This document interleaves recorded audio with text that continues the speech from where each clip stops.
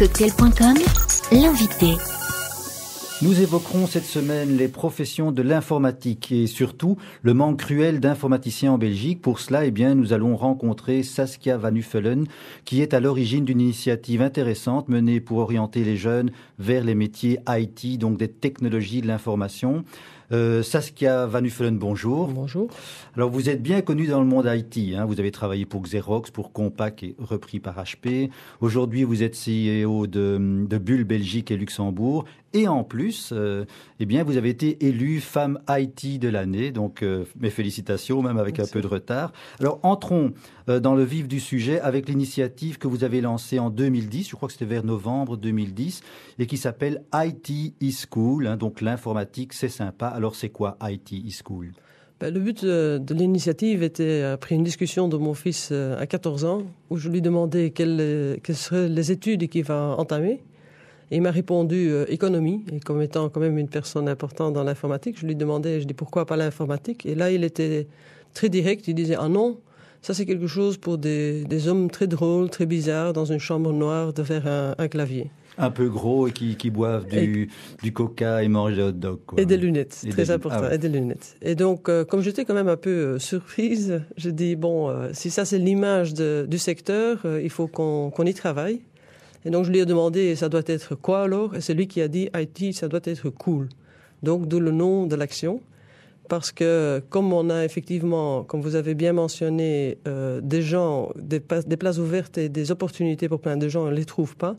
Avec une image pareille, je peux effectivement imaginer que les gens ne sont pas nécessairement très attractés par le secteur.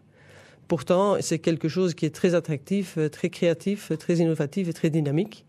Et donc, toute l'action de l'année 2011 sera effectivement pour montrer au monde que l'IT peut être cool. Et c'est quoi cette action, en fait, globalement ? Tout d'abord, j'ai un caractère que de râler, ça n'aide pas, donc il faut prendre l'initiative propre. Et donc, j'ai pris l'engagement en 2011 d'aller voir moi-même, personnellement, 500 étudiants entre 17 et 18 ans, pour leur parler, pour discuter avec eux au niveau de ce qui sont leurs attentes au niveau de l'informatique.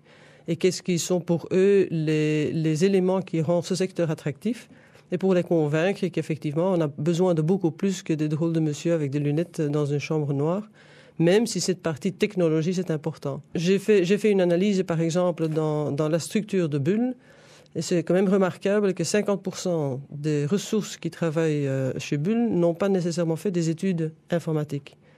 Donc pour ça, on doit aussi élargir le scope et pas seulement aller vers les gens qui ont déjà fait le choix au niveau de l'informatique. Mais ça, on en reparlera plus tard. Mais comment expliquer ce manque d'intérêt chez les jeunes pour les études informatiques globalement ? Est-ce qu'on a une idée ?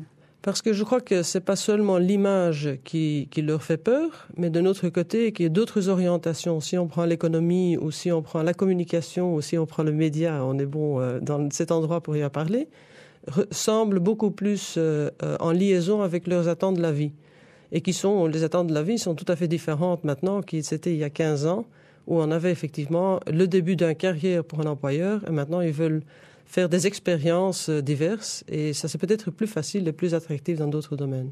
Et cette pénurie, c'est un problème récent à votre avis, ou bien ça existe depuis longtemps, cette pénurie donc d'employés informatiques ?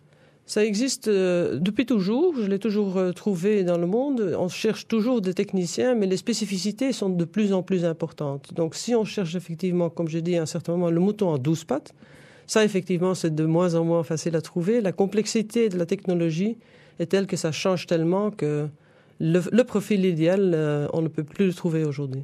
Est-ce que c'est un phénomène typiquement belge, cette pénurie, ou bien on retrouve cela dans le monde entier ? On retrouve ça dans le monde entier. Par contre, si on prend par exemple les pays de l'Est, là effectivement, les gens ont peut-être moins d'alternatives, donc ils vont se concentrer sur une spécificité, une technologie, un peu plus que dans les pays où les alternatives sont beaucoup plus ouvertes.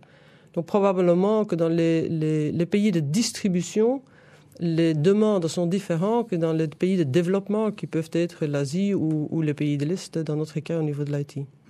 Avec la crise, ce manque de spécialistes, est-ce qu'il existe toujours, ou bien on voit que le phénomène se résorbe peu à peu ? Parce qu'en principe, s'il y a la crise, on engage moins. On engage moins dans certaines sociétés et pour certaines activités. Donc les activités à valeur ajoutée limitée, effectivement, ces ressources-là doivent se réorienter vers des compétences qui sont des compétences différentes. C'est pour ça que je prends toujours le même exemple. Si on veut gérer effectivement, informatiser un projet, comment est-ce qu'on crée la radio? La technologie n'est qu'une partie, mais on a besoin des gens qui savent gérer le projet, savent faire l'analyse financière. Et ces profils-là, ils sont plus faciles à trouver. Mais par contre, il faut travailler à l'image du secteur. Eh bien, demain, on verra quels sont les métiers qui manquent et quels sont les candidats qui peuvent se présenter. À demain. À demain.